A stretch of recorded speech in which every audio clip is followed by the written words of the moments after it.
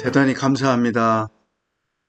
저희가 매년 이맘때 하나의 주제를 가지고 계속해서 1대1 컨퍼런스를 진행해 왔습니다. 감사하게도 하나님께서 매년 좋은 아이디어를 주셔서 그 컨퍼런스를 열 수 있게 해주시고 또 1대1과 관련돼서 다양한 내용들을 연구하게 하시고 또 그것들을 논리적으로 정리해서 여러분과 같이 나눌 수 있는 그러한 컨퍼런스가 되게 하셨습니다.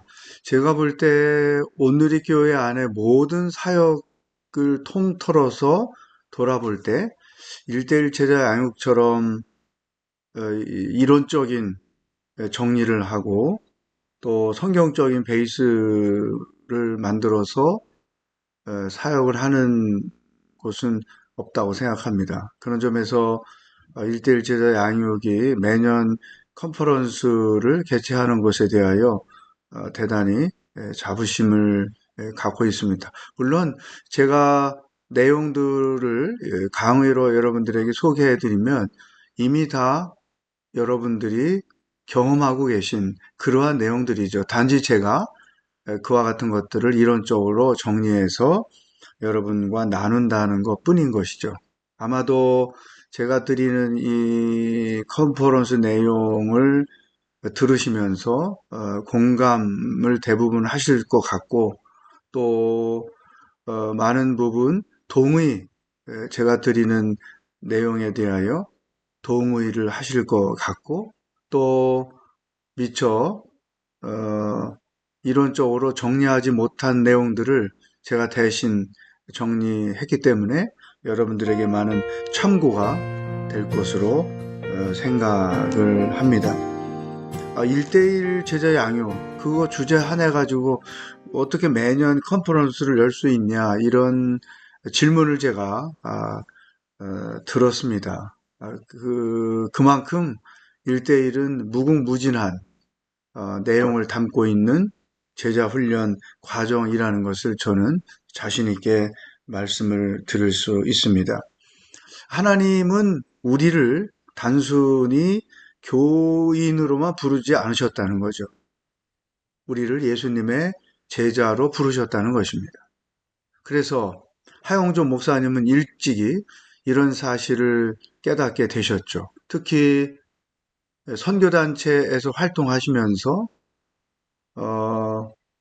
세상을 변화시킬 사람들로 훈련하는 선교단체와 교회만 열심히 다니는 사람들로 훈련하고 있는 교회를 비교해 보면서 하나님의 음성을 듣고 오늘의 교회가 1대1 제자 훈련을 하는 교회로 처음부터 시작을 했던 것입니다. 그 이유는 하나님의 우리를 교인으로 부르지 않고 예수님의 제자로 부르셨기 때문인 거죠. 그렇게 제자로 부름받고 훈련받고 제자로 나가야 세상을 변화시킬 수 있는 그러한 역할을 감당할 수 있기 때문입니다. 그래서 오늘 교회의 세 가지 DNA가 있는데 큐티와 1대1, 순모임, 순예배, 이 세 가지가 DNA인데 그 중에 가장 중요한 부분을 역할을 감당하고 있는 것이 바로 1대1 제자 양육이다. 이렇게 정리를 할 수 있습니다.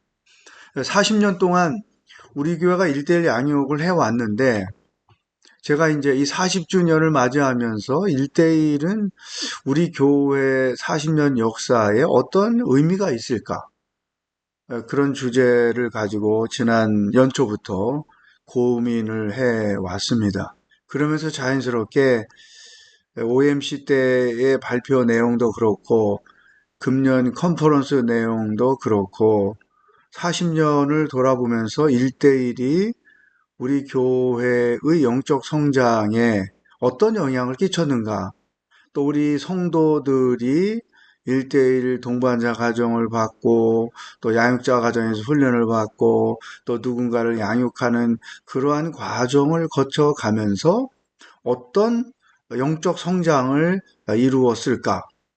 그런 스스로 질문을 던지고 그 질문에 대한 답을 찾기 위하여 많은 간증문들 또 그동안에 제가 자료로 모아두었던 것들 또 성도님들의 여러 가지 고백들 그와 같은 것들을 통해서 공통적으로 눈에 띄고 또 객관적으로 많은 사람들이 공감할 수 있는 그러한 열매가 무엇인지를 발견하게 됐습니다.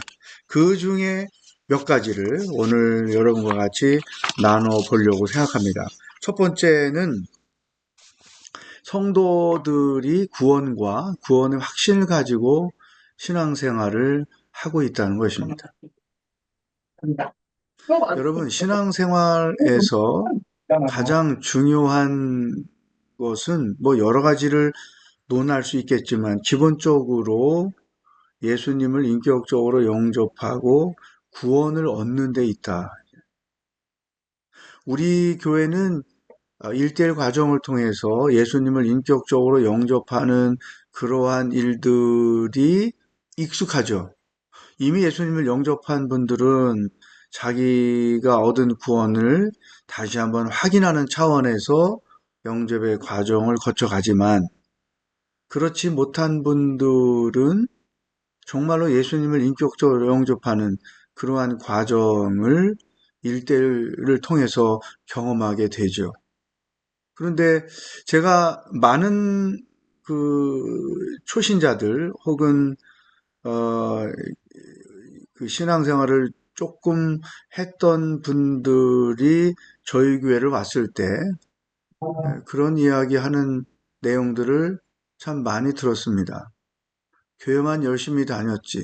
또 교회 봉사하라고 그래서 열심히 했지. 진짜 예수님을 인격적으로 영접하고 내가 구원을 확신을 가지고 산다? 그런 것에 대해서는 많이 배워보지도 못했고 또 교회 다니면 다지 뭐 그런 생각을 가지고 생활을 했다는 거예요. 제가 가만히 생각해 보니까 우리나라의 구원파라는 이단이 왜 그렇게 부흥을 하는가? 그 부흥의 원인을 알게 된 거죠. 또 엄청난 이단에서 활동하다가 나오신 분이 한국교회의 가장 취약점이 무엇인가에 대해서 강의를 한 적이 있는데 그 내용의 핵심이 뭐냐? 구원의 확신이 부족한 기성교회 성도들이라는 거죠. 그래서 제가 보니까 우리 교회는 구원과 구원의 확신에 관해서 적어도 일대일을 제대로 하신 분들은 흔들리는 분들이 없다. 그러니까 기독교 생활의 가장 중요한 부분에 대하여 분명한 이해와 분명한 확신을 가지고 살고 있다. 그 사실을 발견하게 된 거죠. 왜냐하면 로마서 10장 9절 10절에서 입으로 고백하고 마음으로 시인하는 것. 예수 그리스도를 입으로 고백하고 마음으로 믿는 구체적인 예수님을 영접하는 과정을 겪게 되고 또 에베소 2장 8절과 9절을 통해서는 행위로 구원을 얻게 하지 않고 믿음으로 구원을 얻게 하셨다. 우리에게 그와 같은 기회를 주신 것이 하나님의 은혜다. 행위로 따지면 나는 구원받을 조건이 하나도 없지만 믿음으로 구원을 얻을 수 있게 하셔서 우리에게 은혜를 베풀어 주신 것이다. 그리고 우리에게 그런 은혜를 베풀어 주신 이유는 하나님의 사랑 때문이다. 그래서 하나님의 은혜를 입은 자라는 정체성, 또 하나님의 사랑을 받는 자라는 정체성을 가지고 교회 생활을 한다는 거죠. 여러분, 공감하시겠지만 내가 하나님의 은혜를 입은 사람, 하나님의 사랑을 받는 사람이라고 하는 이 정체성을 가지고 교회 생활을 하는 것과 이런 정체성 없이 교회 생활을 하는 것에는 엄청난 차이가 있는 거예요. 하나님의 은혜를 입은 자요, 하나님의 사랑을 입은 자라는 분명한 고백과 그 은혜와 사랑을 경험하며 사는 자들은 진짜 신앙인으로 사는 거지만, 그런 경험과 고백 없이 교회를 다니면 그것은 종교인에 불과할 수밖에 없다. 그래서 저희 교회는 일대일 양육을 통해서 구원과 구원의 확신을 분명히 가지고 신앙생활을 하는 성도들이 대부분이라는 것을 발견을 할 수 있습니다. 종종 이단들이 침투를 하죠. 그러나 그 이단들의 한계가 어디 있느냐 하면 이 구원에 문제가 있는 거죠. 우리는 성경적으로 구원을 알고 구원을 얻는 과정을 다 거쳤는데 성경과 다른 구원의 방법, 구원의 과정을 이야기하게 되면 거기서 반드시 문제가 지적이 되고 이단들이 발을 붙일 수 없는 그러한 교회의 영적 상태가 되었다는 거죠. 이런 점에서 보면 온누리교회가 큰 교회지만 성도들이 종교 생활을 하지 않고 진정으로 신앙생활을 하는 사람들로 훈련을 했다. 근데 그 훈련의 중심은 바로 일대일 제자 양육에 있었다. 이것을 저는 분명하게 자신 있게 또 확신 있게 말씀을 드릴 수가 있습니다. 아마 여러분들도 그렇게 공감을 하시리라 생각합니다. 두 번째, 1대1 양육을 40년 동안 했는데 어떤 열매를 발견할 수 있는가 하면 성도들이 그리스도의 다스림을 받는 생활을 하고 있다는 거죠. 우리가 아는 것처럼 키그림의 마지막 원에 써 있는 글씨가 뭐예요? 그리스도가 다스리시는 삶. 그리고 키그림의 중심은 예수 그리스도. 이렇게 되어 있잖아요. 제가 우리 교회 40년 역사 중에 34년 동안 일대일을 하고 큐트를 하고 교회 사역을 하면서 여기까지 왔는데 우리 교회 성도들을 보면 그리스도의 다스림 안에서 사는 분들이 많다는 것을 자연스럽게 발견하게 됩니다. 왜냐하면 성령님의 인도하심을 받고 성령의 지도를 받고 또 성령의 다스림을 받는 그 구체적인 방법은 곧 하나님의 말씀이죠. 따라서 말씀을 올바로 이해할 수 있는 기초 훈련을 1대1 통해서 받게 되고 그리고 말씀 묵상을 매일 생명의 삶을 가지고 함으로 인해서 그 말씀이 우리에게 주는 하나님의 메시지를 분명하게 받게 되고 그리고 그 말씀에 순종을 하며 살기 때문에 큐티식으로 말하면 적용을 하면서 살기 때문에 자연스럽게 그리스도의 다스리심이 일상생활에서 나타나게 된다는 거죠. 특히 저는 어떤 걸 많이 보게 되냐면 내 계획과 내 기대와 다른 말씀을 하나님께서 주셔도 내 것을 내려놓고 말씀에 의지해서 그물을 던진 베드로처럼 말씀에 순종을 한다는 거죠. 그래서 자연스럽게 말씀이 나를 주장하게 하는, 말씀이 나를 인도하게 해주는.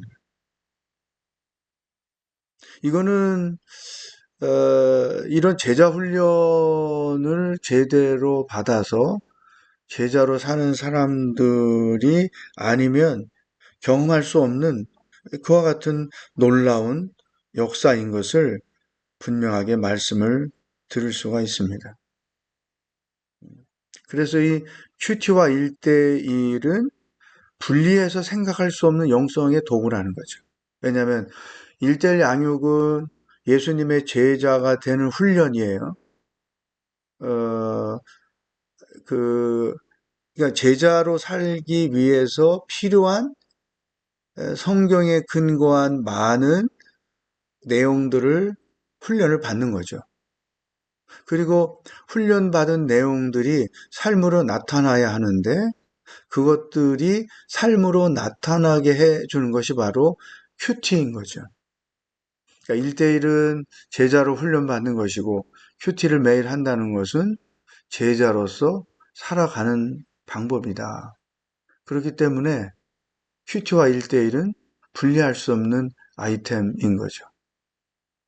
그리스도가 다스리시는 제자로 살기 위해서는 큐티가 절대적으로 필요하다. 그래서 우리 오늘리 교회의 많은 성도들, 특히 교회 리더들이 어떻게 그리스도의 다스리심을 받고 사는가, 그것들을 가만히 들여다보면 절대로 말씀과 기도보다 앞서지 않는다. 많은 경우 우리 하나님께 기도해보고 결정합시다. 하나님은 뭐라고 말씀하시는지 하나님의 음성을 듣고 그 말씀대로 우리가 순종합시다. 이런 분위기가 교회에 전체적으로 흐르고 있다는 거예요. 사역팀에도 전체적으로 흐르고 있다는 거죠. 그러므로 인해서 40년 오늘의 교회가 성숙한 교회로 한국 교회뿐이 아니라 사회에서도 신뢰받는 교회로 성장할 수 있었던 것은 바로 1대1 제자 양육의 열매이기 때문이다. 모든 성도들이 제자로 훈련받아서 그리스도의 다스리심을 받고 살고 있기 때문에 성숙함을 드러낼 수가 있었다. 이렇게 평가를 할 수 있습니다. 세 번째는 40년 열매는 치유와 회복을 경험하면서 생활을 한다. 그러니까 제가 경험한 일반 교회, 또 저의 친구 목사님들이 목회하는 그런 교회, 또 저의 제자로 훈련받았던 많은 젊은 목사님들이 목회하는 교회에서는 정말 경험할 수 없는, 그러니까 일반 교회에서는 경험할 수 없는 열매가 바로 치유와 회복을 경험하는 거예요. 물론 회복사역 뭐 그런 것들이 한편으로 있어서 우리 교회가 왕성하게 그러한 일들을 하고 있지만 그 모든 회복의 가장 밑자리, 근간은 어디에 있느냐? 1대1 제자 양육에 있다는 거예요. 저도 이런 사실을 발견한 것은 놀라운 일이라고 저는 생각해요. 왜냐하면 큐티는 말씀과 기도를 통해서 개인적으로 하나님과 인격적인 교제를 갖는 거죠. 근데 놀랍게도 이 과정에서 하나님은 말씀을 통해서 우리가 지금까지 살아오면서 겪었던 상처를 만지시고 치유하신다는 거예요. 특히 말씀을 지속적으로 5년, 10년 뭐 계속 묵상을 하다 보면 하나님이 생각하시는 내가 누구인지를 발견하게 된다는 것입니다. 하나님과 이스라엘 백성들과의 관계, 하나님과 성경에 등장한 인물들과의 관계 속에서 하나님과 나와의 관계를 보게 되고, 그러므로 인하여 자연스럽게 나라는 존재가 하나님 앞에서 얼마나 소중한 존재인가를 깨닫게 되는 거예요. 그러니까 사람에 의하여 왜곡된 내 모습만 알고 있었고 그 모습대로 살아왔는데 하나님이 나를 이 땅에 창조해서 보내실 때의 원래의 모습, 나에 대한 하나님의 선하신 의도, 그것이 무엇인지를 말씀을 묵상하는 과정 속에서 깨닫게 된다는 거죠. 사람들이 그 세상을 힘들게 사는 이유가 여러 가지 있지만 그 이유의 가장 근본적 원인이 어디에 있냐면 미숙한 부모님들의 실수로 인해서 나의 모습이 왜곡된 모습으로 내 안에 입력되어 있다는 거예요. 여러 가지 조건에 의해서 내 모습이 왜곡된 채 나는 그게 내 모습인 줄 알고 인생을 산다는 거죠. 그 과정에 많은 어려움을 겪게 되는 거죠. 그러나 말씀 묵상을 통해서 하나님과 친밀한 교제를 하게 되고 또 하나님과 친밀한 교제를 가지면 가질수록 놀랍게도 하나님께서 내 내면의 상처들을 만지시고 나의 소중한 존재로서의 가치를 고백해 주시고 그래서 나는 하나님 앞에 소중한 존재라는 자기인식을 새롭게 갖게 되는 거죠. 그렇게 함으로 놀라운 치유가 일어나는 거죠. 어떤 분이 이제 새신자 과정을 마치고 서빙고 그 만남의 잔치, 새신자 환영회 2달에 한 번씩 하는 곳에 왔는데 여자분이에요. 근데 이제 그 테이블마다 돌아가면서 소감을 얘기하잖아요. 그분이 일어나서 자기가 어느 선교단체 간사로 일했다. 그런데 이제까지 내 말을 귀담아 준 사람들이 없었다. 자기 존재가 무가치하다는 인식을 했던 거죠.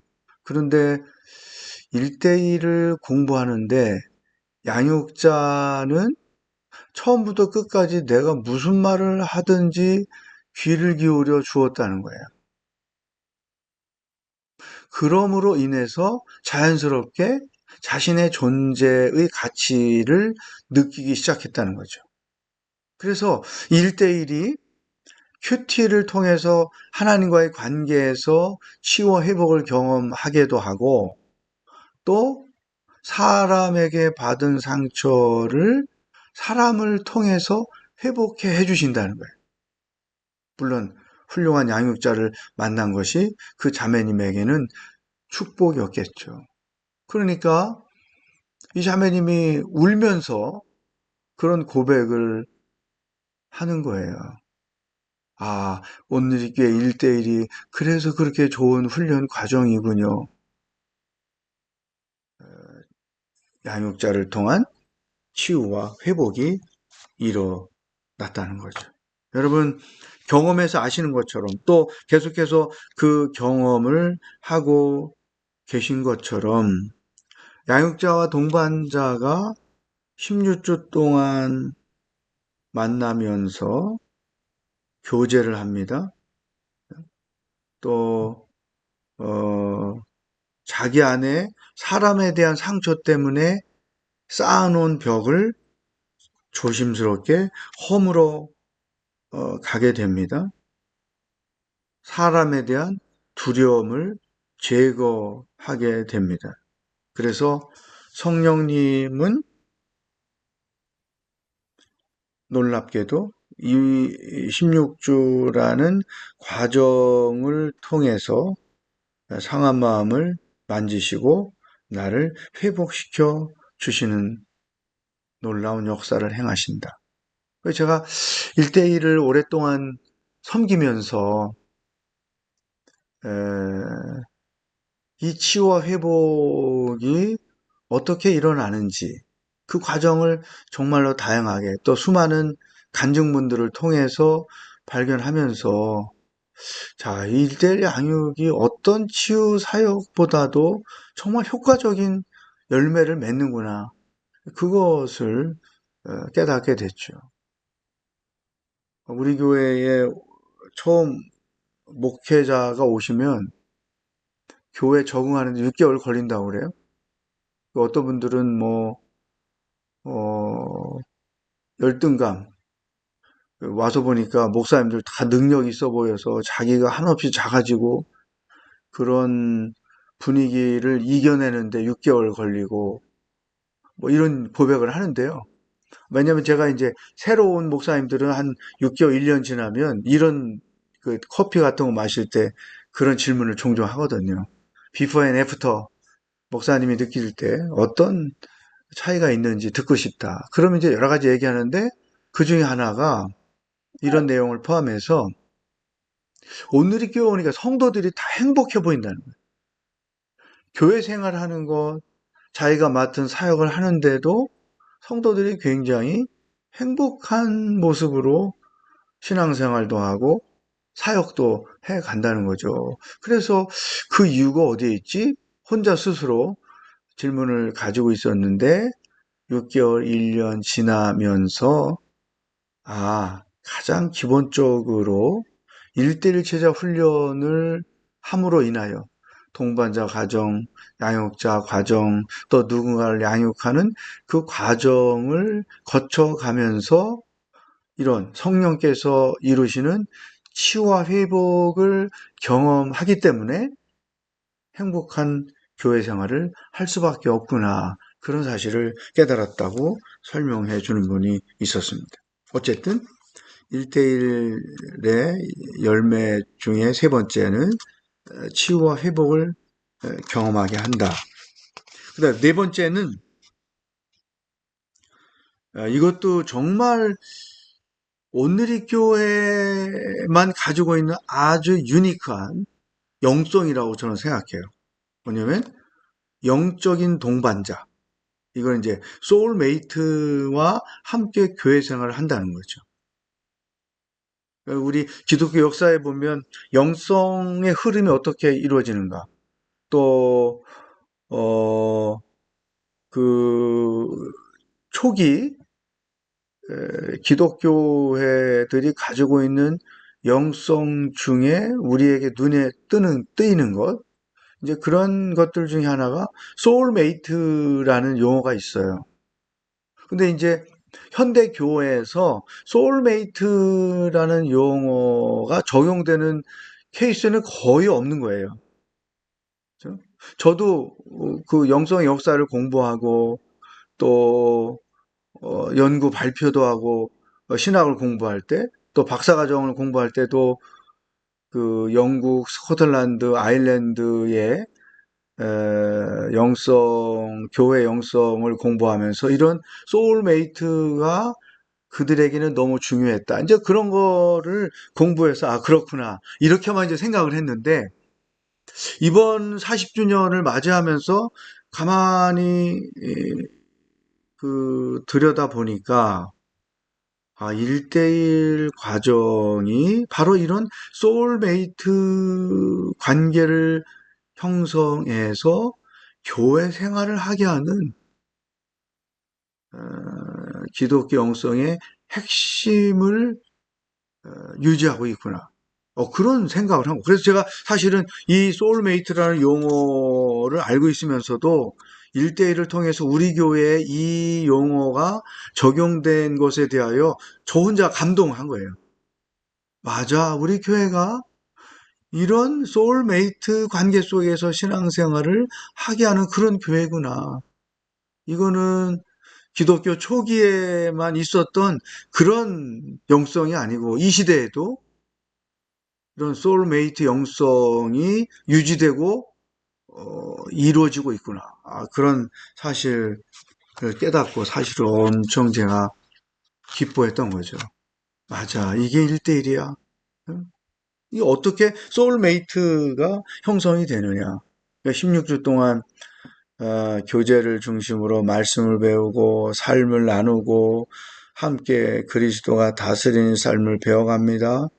또 신앙과 삶의 나눔을 통해 진정한 영적 교제가 이루어진다.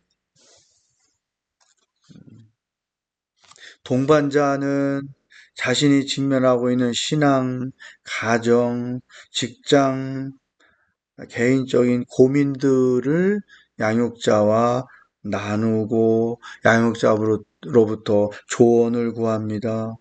또 양육자는 교회의 선배이기도 하고 아무리 신앙생활을 오래 했어도 우리 교회 처음 와서는 이제 초보자니까 이 양육자인 교회의 선배이기도 하고 또 때로는 신앙의 선배이기도 하고 또 때로는 인생의 선배이기도 하죠. 그러니까 동반자보다 더 풍성한 경험을 한 양육자는 선배로서 성경적 해결의 방법을 함께 찾아가면서 제안을 해주기도 하고 함께 노력하기도 하는 거죠. 특히 이 서로를 위해서 중보 기도를 하고 또 성령의 인도를 구하고 하는 이런 신앙과 삶의 문제를 깊이 나누면서 가는 것. 이게 영적인 동반자의 여정인 거죠. 서로 격려하고 세워주고 이끌어주고 함께 울고 웃는 그러한 과정들이 전부 다 뭐냐면 소울메이트로서 살아가는 방법인 것이다. 그래서 제가 1대1을 통해서만 얻을 수 있는 열매, 다시 말하면 하나님의 선물, 이게 바로 소울메이트 관계 속에서 신앙생활을 하게 한다는 것. 이것은 정말 1대1의 놀라운 열매가 아닐 수가 없는 거죠. 마지막으로 5번째, 40년 1대1의 열매를 통해서 발견하는 것은 제자들이 모인 교회 공동체가 되었다. 그러니까 사실 저도 이제 여러분에게 솔직히 고백을 하면 이 예루살렘 교회가 제자 공동체잖아요. 왜냐하면 사도행전에 보면 그 구원받는 자의 수가 날마다 더해졌다. 그런 표현도 있고 제자의 수가 날마다 더해졌다. 그런 표현도 있거든요. 이 말은 무엇을 의미하는가 하면 예루살렘 교회는 제자 공동체였다. 제자들은 예수님께 훈련을 받았고 예수님께 훈련받은 대로 성도들을 예수님의 제자가 되도록 훈련을 했다. 그래서 그 훈련의 결과로 온갖 핍박 속에서도 예수 믿는 자의 수가 날마다 늘어났다는 거죠. 사실 상식적으로 말하면 스데반 집사님이 죽임을 당한 것과 같은 엄청난 핍박이 유대교로부터 있었음에도 불구하고 그들이 신앙을 포기하지 않고 지킬 수 있었던 것, 또 사회에서 선한 영향을 끼칠 수 있었던 것, 오히려 핍박의 상황에서 예수님을 믿는 자들이 훨씬 더 많아졌던 것. 이런 결과는 어디에서 오는 것이냐? 초대교회 성도들이 사도들로부터 예수님의 제자로 철저하게 훈련을 받았기 때문인 거예요. 그래서 여러분도 다 이제 아시는 내용이지만 제가 제자 공동체는 그래 예루살렘 교회가 샘플로 우리에게 보여준 거지 이렇게만 생각해 왔단 말이에요. 근데 이제 40년을 지나오면서 보니까 사도행전에서 발견할 수 있었던 그 제자 공동체가 우리 교회에 있다는 거예요. 우리 교회가 제자들이 모인 제자 공동체가 되었다는 것. 이것도 저에게는 또 하나의 놀라운 사실이었다는 거죠. 왜냐하면 제 1대1 양육을 통해서 신앙의 기초를 잘 배우는 거잖아요. 체계적인 신앙을 가질 수 있도록 훈련을 잘 받는 거고 또 그런 기초 훈련만 받는 게 아니고 그 예수님의 제자로서 어떻게 살아가야 하는지도 훈련을 하고 있는 거죠. 특히 제자 공동체의 특징은 자기를 부인하는 거예요. 자기 십자가가 무엇인지 알고 그 사명을 감당하는 거잖아요. 아까 말씀드렸던 그 우리 교회에 와서 목회하시는 타교에서 오신 목사님들이 차별화되게 느끼는 것 중에 또 하나는 에, 교회를 섬기는 방법들이 너무 성숙하다. 그걸 깨달은 거예요.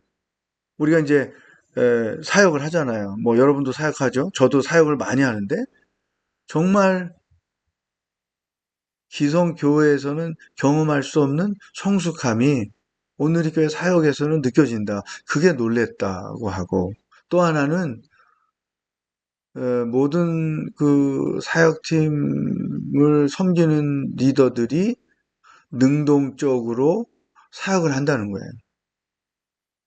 시간, 때로는 물질까지도 헌신을 하기를 기뻐하고. 그러니까 그 그분들의 평가가 저는 맞다고 생각해요. 이 능동적으로 교회 일에 참여하는 거, 또 자기를 부인할 줄 알기 때문에 성숙한 모습으로 교회 일을 감당하는 것.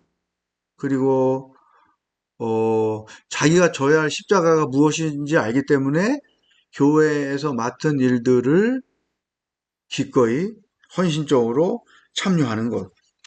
이런 것들이 바로 제자 공동체의 특징인데 우리 교회에서 그런 사실을 발견하게 된다는 거죠. 또 한 가지는 직장에서의 태도입니다. 내가 먹고 살기 위하여, 생계를 위하여 직장 생활을 한다. 대부분 이제 처자식 먹여 살리기 위해서 어쩔 수 없다.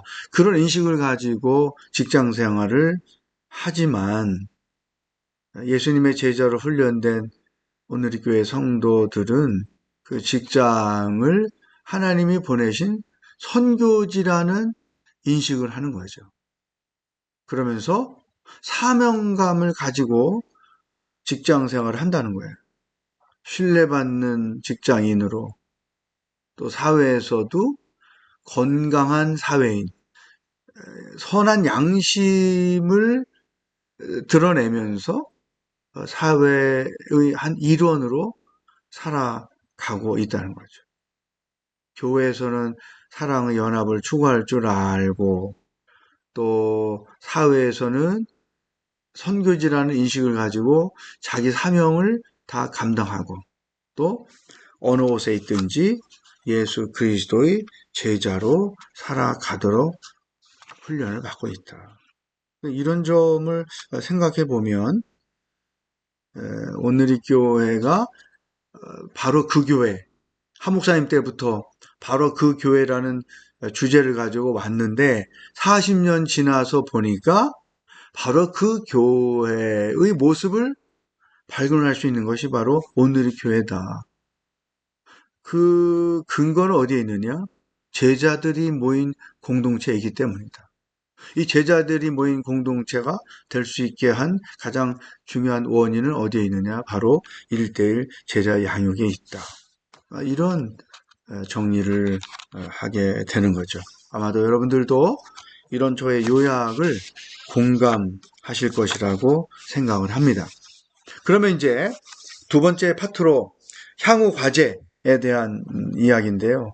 특별히 이 향후 과제는 이미 우리가 지금 오래전부터 이러한 중요성을 인식하고 실행을 해오는 것들이 있죠. 그 중에 첫 번째가 바로 어린 일대일 제자 양육이죠. 자녀들에게 신앙을 유산으로 물려줘야 한다.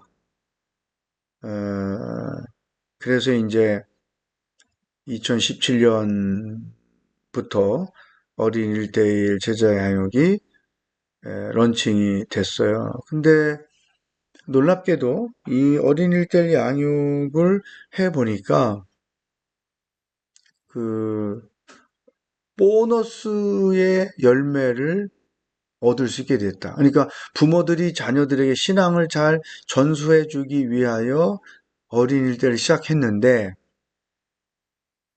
교육적으로 보니까 또 유태인들의 교육 방식을 가만히 들여다보니까 신앙 전수뿐만이 아니라 자녀 양육의 최고의 방법이 부모와 자녀 사이에 대화가 이루어진다는 거죠. 12주 동안 엄마든 아빠든 할머니든 할아버지든 1대1로 만나서 신앙을 주제로 또 삶을 주제로 대화를 나누다 보니 한편으로는 그게 신앙을 유산으로 물려는 과정이요. 또 한편으로는 자녀 양육의 가장 효과적인 방법이 되었다는 거죠. 이걸 보면 어린이들 양육이 우리에게 주는 선물은 너무나 큰 것이죠. 두 번째가 청소년 1대1 제자 양육입니다. 지난 6월 달에 청소년 1대1 교재가 출간이 됐어요. 이제 이런 교재를 출간하게 된 배경을 가만히 들여다보면 이 청소년 시기는 그 성경적인 가치관을 형성하는 기간이죠. 이 성경적 가치관을 가져야 예수님 중심으로 사고하고 인생을 살아갈 텐데 누가 어디서 이런 성경적 가치관을 가르쳐 주느냐. 또 청소년 시기에는 성경적 세계관을 배워야 되죠. 왜냐하면 아마 여러분도 그렇고 저도 그렇고 청소년 때 형성된 그런 가치관과 세계관을 따라서 그 이후에 우리가 살고 있거든요, 사실. 그러니까 이 하나님 중심의 세계관을 훈련 받아야 되는데 어디서 그 훈련을 시켜주느냐.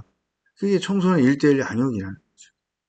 또 한 가지가 성경적 신앙관을 가져야 됩니다. 말씀 중심의 신앙관을 가져야 건강한 크리스찬으로 또 선한 영향을 끼치는 사람으로 살아갈 수 있는데 어디서 누가 이런 성경적 신앙관을 가르쳐 줄 수 있느냐? 그것은 청소년 1대1 제자 양육밖에 없다. 그런 생각을 하게 됐죠. 그러니까 그래서 이제 이런 사명감을 가지고 청소년 1대1 교재를 만들었고 이제 얼마 전에 처음으로 어, 그 부모님 또 양육을 자원하신 분들과 청소년들을 매치해서 19명의 아이들이 처음 이 교재를 가지고 지금 양육을 시작했어요. 그러니까 이제 일종의 일기와 같은데 그 일기를 마치고 났을 때 청소년들에게 어떤 변화가 나타나는지 제가 굉장히 기도하면서 기대하고 있어요. 기다리고 있어요. 그 간증문 전체를 저에게 주셔서 양육자도 그렇고 동반자도 그렇고 청소년 1대1을 통해서 어떤 성령의 역사가 일어나는지 이제 그걸 가지면 그게 뭐 한 1년, 2년 또 한 50명, 60명 뭐 이런 식으로 쌓아지게 되면 이 청소년 1대1을 주제로 해서 컨퍼런스를 또 열 수 있지 않을까 그런 생각을 하게 됩니다. 여러분 사실 우리 청소년들이 처한 사회적 상황을 보면 너무 위험하죠. 그죠? 또 청소년들은 이 시기에 누군가로부터 영향을 받으면 그 영향이 평생 가요. 그만큼 중요한 시기에 있단 말이죠. 그런데 우리 청소년들에게 올바른 신앙을 훈련하기에는 녹록지가 못하다. 왜냐하면 입시 위주의 교육 환경 여기에서 신앙교육의 틈을 찾기가 참 어렵다. 그래서 1대1이 참 중요하고 필요하구나라는 것을 인식하게 되고, 또 우리 청소년들이 처하고 있는 상황, 또 그들이 고등학생, 대학생이 돼가면서 처하게 될 사회적 상황을 보면 너무나 많은 불신앙적 유혹들이 사방을 에워싸고 있다는 거죠. 예를 들면 창조신앙을 거부하는 그런 내용들, 진화론을 기정사실로 가르치고 있는 학교, 또 동성애와 동성결혼을 합법화하려는 시도, 또 동성애를 미화하는 작품들, 드라마, 영화, 그런 것들이 있죠. 또 결혼을 거부하고 있는 페미니스트들의 운동, 또 제3의 성 이데올로기 시대에 남자와 여자 외에 또 다른 제3의 성이 있다. 너가 남자로 태어났어도 너가 여자라고 느껴지면 너는 여자라는 성을 택할 수 있다.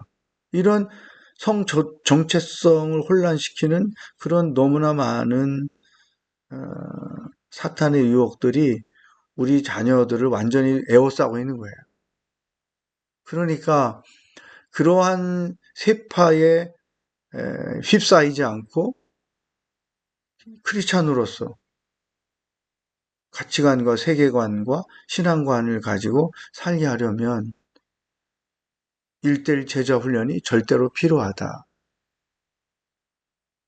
그 교회 데이터 연구소에서 한국 교회를 진단한다. 그런 연초에 두꺼운 책이 나왔는데 거기 제가 읽어보니까 우리 자녀들이 주일날 한번 교회 가서 예배에 참석하고 강단에서 선포하는 설교 말씀만 가지고는 이 험한 세상을 이겨낼 수가 없다. 역부족이다. 그런 것들을 데이터로 보고하는 것을 읽었죠. 그래서 이 청소년 1대1이 지금 시작은 이제 미약하지만 앞으로 한국 교회, 오늘의 교회를 넘어서서 한국 교회에 정말 성령이 주시는 선물로 받아들여져서 신앙적으로 흔들리지 않는 10대들을 훈련시키는 그러한 프로그램이 되기를 간절히 소망하고 있는 것이죠. 그 다음에 이제 한 가지 더, 여러분도 알고 계신 것처럼 1대1 제재 아니고 개정판 교재 출간입니다. 7월 달에 40년 동안 사용해왔던 개정판이 출간이 됐습니다.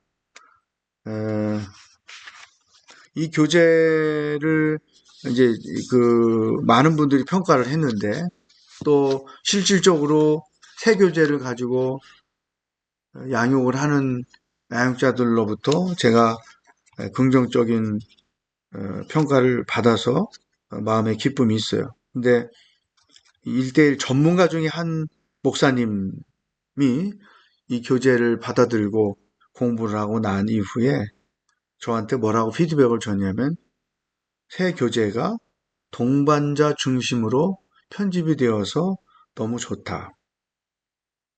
아마 이렇게 평가한 것은 새 교재에 곳곳에 나눔 질문을 제시해 주었기 때문에 그렇게 느꼈다고 생각합니다.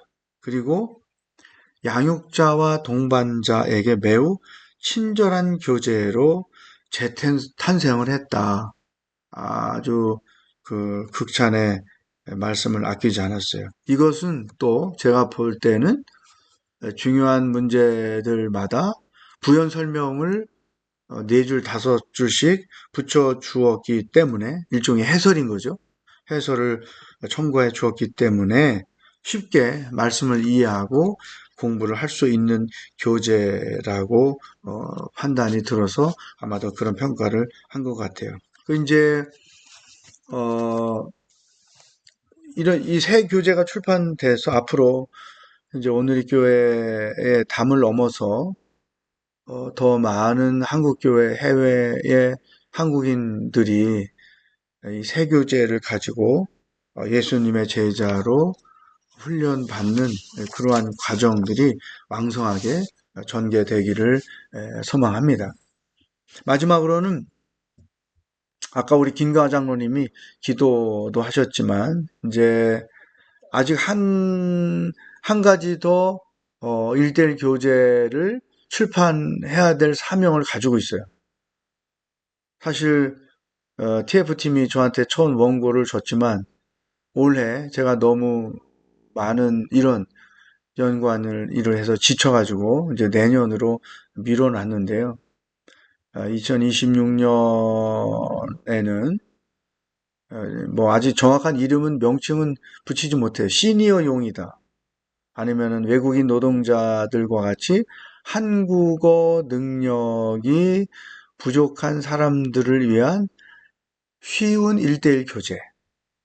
그것을 출간해야 된다는 생각을 갖고 있습니다. 지금 오병이어라는 사역, 우리 사회선교 안에 오병이어가 있는데요. 거기 대부분 60대 후반, 70, 80초 이런 할아버지들이 3, 400명이 월요일마다 모여서 서빙고에서 훈련을 받는데 그분들이 이해력이 부족하기 때문에 현재 우리가 사용하고 있는 그 교재를 가지고는 양용을 하기가 어려운 거죠. 그래서 재생산을 하는 게 원칙이지만 또 재생산을 할 수 없는 상대들이 있단 말이에요. 그래서 이제 그러한 분들을 상대로 교재가 쉽게 만들어져서 누구나 1대1 제자 훈련을 받아서 예수님의 제자로 살아가게 하는 그것을 해야 되겠다. 이제 그런 확신을 저희가 갖고 있고요. 또 새 교재가 나와서 정말 제가 질문을 많이 받는데 외국어로 언제 번역해서 나옵니까? 영어, 일본어, 중국어, 뭐 지금 제가 알기로 한 17개 언어로 1대1 제재 양육이 번역돼서 선교지에서 사용이 되고 있거든요. 그러니까 이건 저희가 이제 번역할 수는 없고 언어권별 예배 공동체, 잉글리시 워십 팀에서 또 일본어 예배팀에서 중국어 예배팀에서 이런 교재를 번역을 빨리 해야 될 것 같고 물론 이제 일본어는 이미 거의 번역이 끝났습니다. 근데 이제 출판을 어떻게 할 거냐 뭐 드란노와 그런 대화가 필요하고요.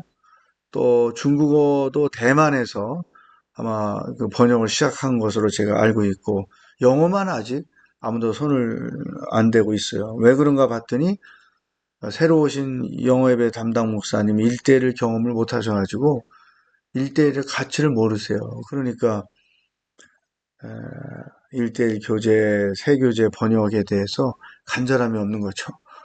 그래서 제가 계속 푸시를 하고 있는데 어쨌든 그리고 이제 선교지에서 활동하시는 선교사님들이 이 자기 나라의 언어로 번역하겠다 그 레포트만 해주고 나름대로 번역을 해서 선교지에 맞게 사용을 하면 아마 훨씬 더 깊이 있는 내용을 어렵지 않게 공부해서 더 많은 열매를 맺게 되지 않을까 그런 기대를 해보는 거죠.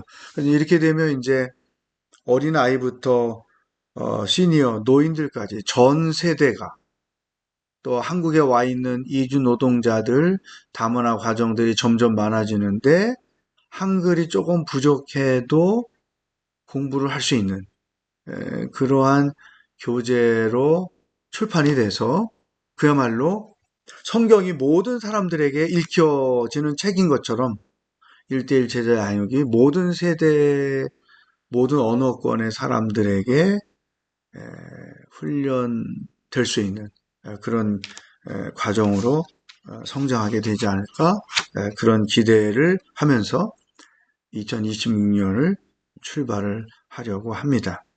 오늘 2025년 1대1 컨퍼런스 귀한 시간에 참여해 주신 여러분들께 감사를 드리고 제 강의를 마치도록 하겠습니다. 기도하겠습니다.